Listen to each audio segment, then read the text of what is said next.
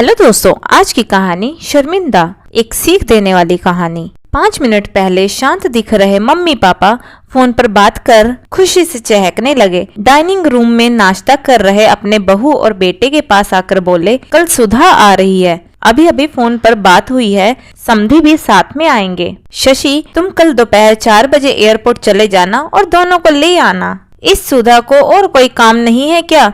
जब देखो तब आ जाती है यहाँ पर। मैं नहीं जा पाऊंगा, मुझे और भी जरूरी काम है। क्या वो टैक्सी करके नहीं आ सकती यहाँ तक? शशि गुस्साई आवाज में बोल पड़ा। अपने बेटे के मुंह से अपनी बेटी के लिए ऐसे बोल सुनकर माँ एकदम दंग रह गई। अरे तबीयत तो ठीक है ना तेरी?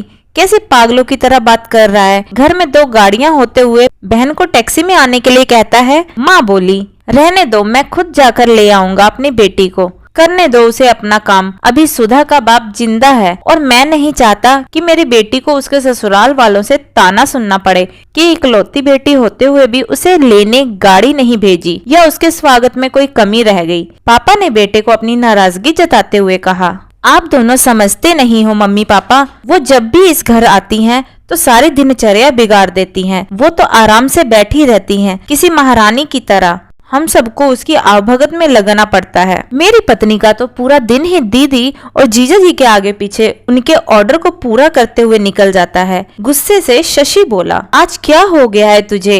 कैसी बहकी बहकी बातें कर रहा है? बहन है तेरी, कोई पराई तो नहीं है।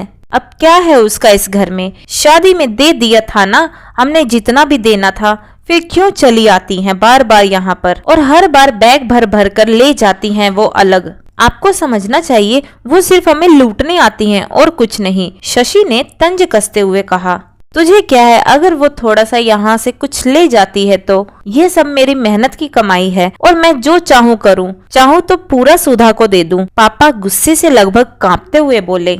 अब शशि अपनी आवाज धीमी करते हुए बोला, मैं कहाँ कुछ नई बात कर रहा हूँ मम्मी पापा, मैं तो वही बोल रहा हूँ जो मैंने बरसों से बुआ के साथ होते हुए देखा है। आज अपनी बेटी के खिलाफ 2 शब्द क्या सुन लिए, आप तो गुस्से से लाल हो गए। जरा सोचिए, आप बुआ के साथ ऐसा व्यवहार करते थे तब दादी को कैसा लगता होगा। बुआ जो हम पर इतनी जान छिड़कती है, आपने कभी उनके या उनके ससुराल वालों के मान सम्मान के बारे में परवाह नहीं की। उन्होंने कभी भी आपसे कुछ नहीं मांगा, बल्कि हर बार वो अपने साथ कुछ न कुछ लेकर ही आती। लेकिन आपका व्यवहार कभी भी उनके साथ अच्छा नहीं रहा। दादी ने भी आपसे कभी नहीं कहा कि मेरी बेटी को पैसे दे दो या कुछ खरीद कर दे दो। फिर भी दादी को आपके यहाँ इतनी भी परवानगी नहीं थी कि वो अपनी बेटी को कुछ दिनों के लिए अपने पास बुलाकर रहने दें। अपनी बेटी का ऐसा अपमान वो सहन नहीं कर पाई, इसलिए वो गांव में पुराने घर में अकेले रहने चली गई। बुआ भी अपना अपमान सह लेती, इसलिए उन्होंने हमारे घर आना जाना छोड़ दिया। जिस तरह सुधा इस घर की बेटी है, बुआ भी तो इसी घर की बेटी है।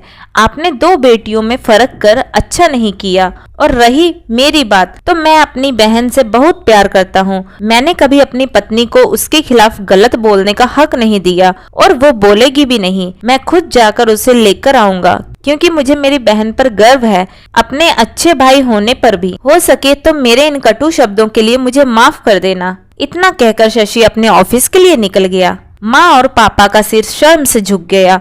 थोड़ी देर की शांति के बाद पापा ने हिम्मत कर अपनी बहन को फोन लगाया। बहन के फोन उठाते ही वो फूट फूट कर रो पड़े और बोले, दीदी हमें माफ कर दीजिए, हमने इतने साल आपके साथ जो दुर्व्यवहार किया उसके लिए हम सच में शर्मिंदा हैं। दीदी आपकी बहुत याद आ रही है, आप अपने घर आ जाइए हमसे मिलने। अगर आप कहें तो मैं आपको लेने आता हूँ। दूसरी तरफ दीदी भी रो पड़ी। वो भाई के इन थोड़े से ही शब्दों से पिघल गई थी। वो बोली, मैं तुमसे नाराज नहीं हूँ भैया, मैं जीजा जी को सारी बात बताकर जरूर आऊंगी। दोस्तों, बेटी तो बेटी होती है, बहन हो, बहू हो या बेटी, तीनों में कोई फर्क नहीं करना चाहिए। इन्हीं से घर की शोभा होती है और इन्हीं से घर खुशियों से भरा रहता है। तो दोस्तों, आपको हमारी आज की यह कहानी कैसी लगी कमेंट करके जरूर बताइएगा। कहानी पसंद आई हो तो वीडियो को लाइक शेयर करें और चैनल हिंदी स्टोरीज डियर को सब्सक्राइब करें। वीडियो को पूरा देखने के लिए बहुत बहुत धन्यवाद दोस्तों। तो मिलते हैं अगली कहानी में, तब तक के लिए जय श्री कृष्णा।